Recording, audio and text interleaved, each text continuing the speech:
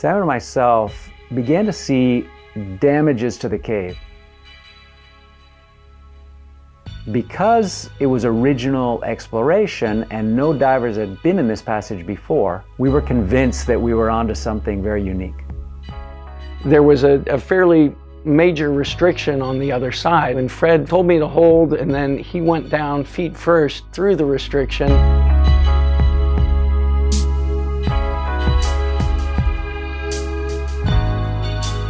What we found on the other side was absolutely incredible.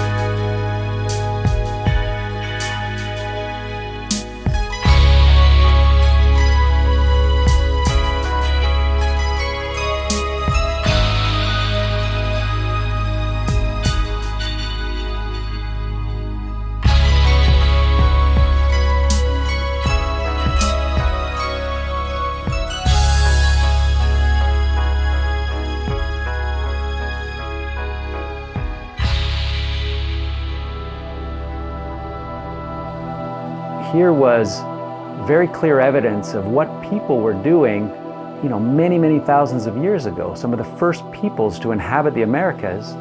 And we're seeing sort of a time capsule of their life then.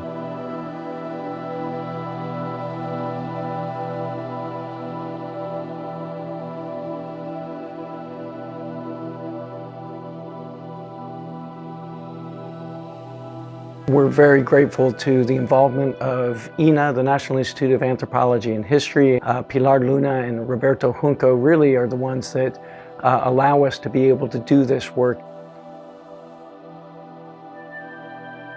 Brandy McDonald from the University of Missouri, and her analysis of the sediment is giving credence to the fact that yes, indeed, that was what they were after. What's really remarkable about the sites is the preservation. This is incredibly rare in archaeology to find evidence for human activity that's this old and this well preserved. It shows that there was group cooperation. The activities were quite sophisticated. The amount of sheer raw material that they were moving just to extract the ochre is unlike anything I've ever seen before. Ed Reinhardt from McMaster University and his team are really doing a great job in helping us determine sites that might need to be sampled. We have a unique suite of sites here that has not been found really worldwide, and will provide us with insights onto how these populations existed and interacted. This is the first clear evidence that we have of one of the reasons for why they were going into the caves. It does provide a very, very compelling story in terms of why we're finding so many Paleoamerican skeletons in the cave systems down here.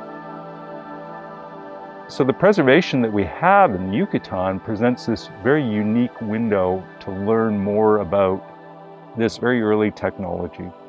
And there's a lot of future research that needs to be conducted. Barry Rock at the University of New Hampshire is actually taking the charcoal samples and looking at them under a scanning electron microscope and can tell us exactly what species of wood that was being burned in there. But we can also, from those same pieces of charcoal, get carbon dates as well from Jim Chatters of Paleoscience. And finally, the University of California, San Diego and the Cultural Heritage Engineering Initiative is really the driving force behind all of our photogrammetry in this area.